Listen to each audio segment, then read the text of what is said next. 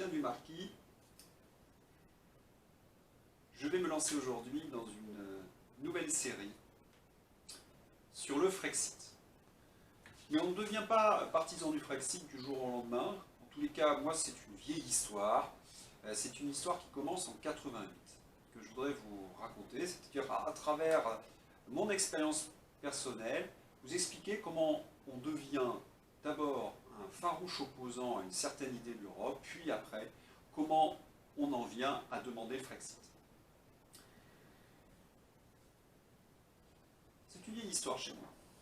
Il faut se remonter dans le temps, revenir au XXe siècle, je suis lycéen, et autour de moi, tout le monde est pour l'Europe. Tout le monde m'explique que l'Europe, c'est une chance pour la France, l'Europe, c'est notre avenir, l'Europe, c'est la richesse, l'Europe va nous apporter de la puissance, l'Europe va devenir la première puissance mondiale dans 20 ans. Ça, c'est ce qu'on me disait en 1988, lorsque j'étais en terminale. Alors, bien sûr, il y avait des gens qui n'avaient, autour de moi, qui étaient pro-européens, mais qui n'avaient pas tout à fait la même vision de l'Europe. Il y avait ceux qui étaient pour l'Europe des nations et ceux qui étaient pour l'Europe fédérale. Je suis d'une famille de gaullistes et j'ai quand même vu beaucoup de gaullistes aller vers cette Europe des nations, très peu vers l'Europe fédérale. Il faut reconnaître que peu de gaullistes soutenaient cette idée d'Europe fédérale, qui était d'ailleurs, si on se souvient de ce qu'écrivait le général de Gaulle, c'était un farouche opposant à cette Europe fédérale.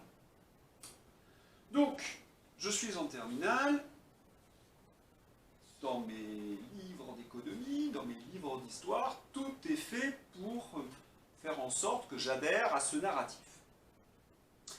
Et puis, avant la campagne électorale de Mitterrand, il y a une affiche dans mon lycée, il y a une conférence sur le devenir de l'Europe. Mes professeurs nous invitent à y assister, donc je me rends à cette conférence. Elle est animée par quelqu'un d'Avignon, qui est un professeur d'économie, que vous ne connaissez peut-être pas, pourtant son nom vous est familier. Vous allez tout de suite comprendre pourquoi. Il est le mari d'Elisabeth Guigou. C'est Jean-Louis Guigou, professeur d'économie. C'est intéressant parce que je me souvenais de son nom, Guigou, quand j'ai préparé cette conférence, mais je ne me souvenais plus de son prénom. Donc je suis allé regarder sur Wikipédia et je me suis aperçu que ce monsieur aujourd'hui dirige, je crois, un grand institut. Il a bien fini sa carrière. Il est devenu un ponte, il a écrit pas mal d'ouvrages. Donc ce Jean-Louis Guigou est dans un amphi.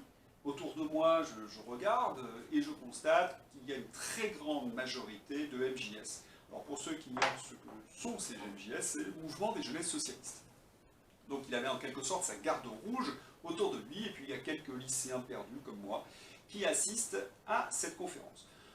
Alors le début était très convenu, c'était sur la construction européenne, les grandes étapes de la construction européenne.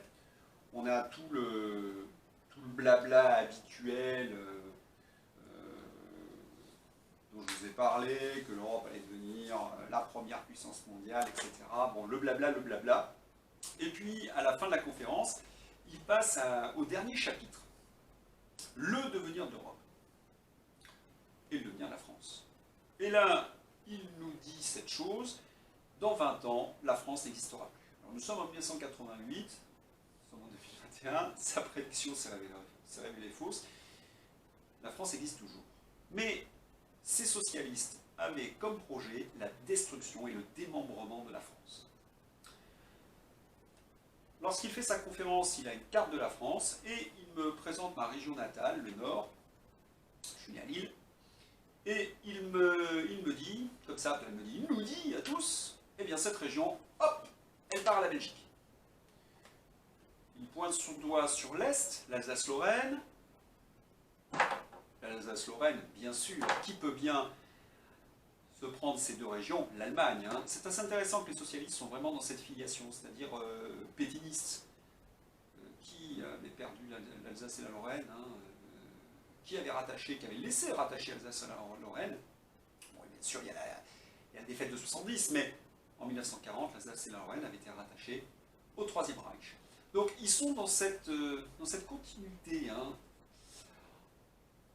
Le sud, bah, nous étions à Avignon à ce moment-là, bah, va à la Ligurie, il parle de Ligurie, le sud-ouest, la Catalogne, l'Espagne, etc. Bref, il ne reste plus rien, et un élève se lève et dit, mais qu'est-ce qui va rester de la France? Et il dit, bah, il restera l'Île-de-France, qui deviendra une sorte de région cosmopolite. Et à l'époque, d'ailleurs, il aurait aimé que cette région cosmopolite devienne le centre de l'Europe, devienne la vraie capitale de la France. C'est-à-dire qu'on démembre la France pour faire de Paris une sorte de capitale de l'Europe. Région cosmopolite, une sorte de cité-État-monde. Et cette expression ne m'avait pas à l'époque frappé, mais il se trouve que 1 ou 2 ans plus tard, j'ai noté cette conférence. Je ne l'ai pas notée de suite, hein, je l'ai notée plus tard. Et j'ai noté cette expression. Il se trouve que si vous lisez la presse, cité État-monde, ben ça doit vous dire quelque chose. C'est le projet d'Anne Hidalgo, par exemple. Je pourrais aussi vous parler d'un film que j'ai beaucoup aimé, Alice et le maire, joué d'ailleurs le rôle-titre, le maire de Lyon, hein, et joué par Fabrice Lucchini. Ce vieux maire socialiste, désabusé, sans énergie, demande à une jeune normalienne de l'aider à lui donner un nouvel élan, et notamment des éléments de langage. Belle allégorie du socialisme. Eh bien, quel est ce nouvel élan? De faire Lyon une cité-monde. C'est donc véritablement leur objectif, de faire ces cités-mondes. J'en parlerai dans un instant de cette élite qui veut transformer nos grandes villes françaises en cités-États-mondes. Vous pensez que je sors de cette conférence abattu? Je n'avais pas réagi, hein, à l'intérieur. Je dois reconnaître que j'avais été estomaqué. J'ai raconté d'ailleurs de manière plus circonstanciée dans mes écrits ce que j'avais vécu ce jour-là, et notamment la grande tristesse qui m'avait animé. S'apercevoir que le projet, ni plus ni moins, la destruction de votre nation, c'est quelque chose que vous ne pouvez pas accepter. Je veux dire, il faut être complètement dément pour imaginer ce genre de choses. C'est ce qu'on a appelé à l'époque l'Europe des régions. Alors, qu'est-ce qui a empêché que ce projet aboutisse? Eh bien, tout simplement, c'est l'expansion de l'Europe qui nous a sauvés de ce projet monstrueux. Parce que quand ils ont fait l'Europe des 27, l'Europe des régions, il n'était plus possible. Il y aurait eu trop de régions, c'était ingérable pour l'Europe. Donc ils se sont réfugiés, les États sont devenus des grandes régions en fin de compte. La France n'est plus un État européen, c'est une région de l'Europe. Vous l'avez entendu d'ailleurs dans la bouche de Thierry Breton dernièrement. On n'est plus un État souverain, on est une région de l'Europe.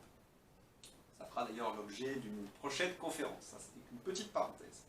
Alors, qui sont ces gens qui ont imaginé que la France pouvait disparaître d'un trait de plume, qu'on pouvait la démembrer, la détruire, et qu'il ne resterait plus qu'une cité-État-monde? Eh bien, c'est une élite socialiste que vous connaissez bien. Par contre, les noms sont plus familiers. C'est notre ami ironique, hein, bien sûr, Bernard-Henri Lévy, Claude Askolovitch, Pierre Berger, le milliardaire. Donc, nous avions cette élite mondialisée qui aimait bien crier sur tous les toits sa haine du français et de la France. Hein. Ils avaient écrit un texte très célèbre en 1985, tout ce qui est français nous est étranger, hein, le camembert, la baguette. Donc ils ont une haine du peuple français, et ils expliquent que eux, de toute façon, ils se sentent bien dans ces grandes cités-États-mondes, New York, Londres, dans leur riad de Marrakech, hein, au milieu. Eh bien, c'est intéressant, hein, le riad, hein, comme construction. C'est vraiment une sorte de forteresse dans la ville. Hein. Ils aiment bien être dans des endroits forteresses. Non pas au contact des gens, de la foule. Non, non, ça, ils détestent. Donc, c'est leur but de créer une sorte d'Europe régionaliste. D'ailleurs, petite parenthèse, c'est à ce moment-là que l'Europe va investir dans les régions. Il fallait donc démembrer les États, il fallait donc donner le pouvoir aux régionalistes. Ils se sont aperçus que cette politique était dangereuse, qu'à part du terrorisme et de la violence, ils n'obtenaient pas grand-chose.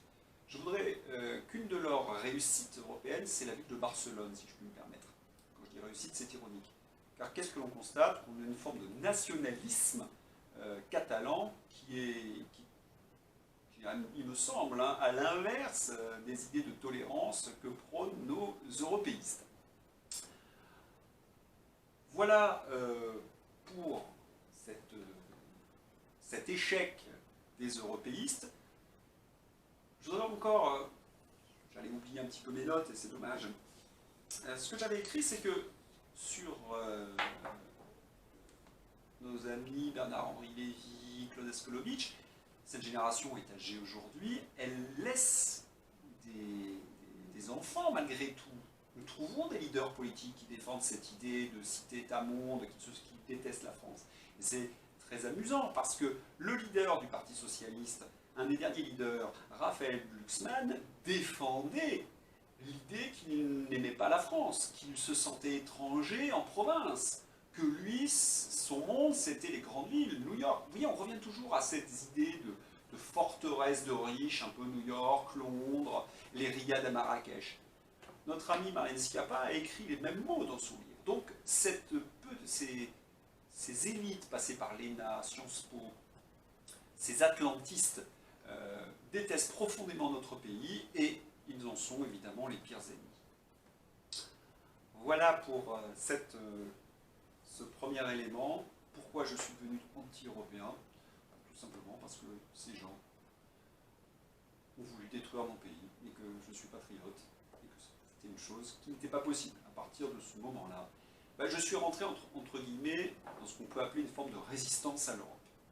Ça sera l'objet de ma deuxième intervention. Je vous souhaite une bonne soirée, une bonne journée. Je ne sais pas quand vous regarderez cette vidéo. Si vous l'avez aimée, si vous l'avez trouvée intéressante, n'hésitez pas à la liker, à la faire circuler sur les réseaux sociaux. Voilà.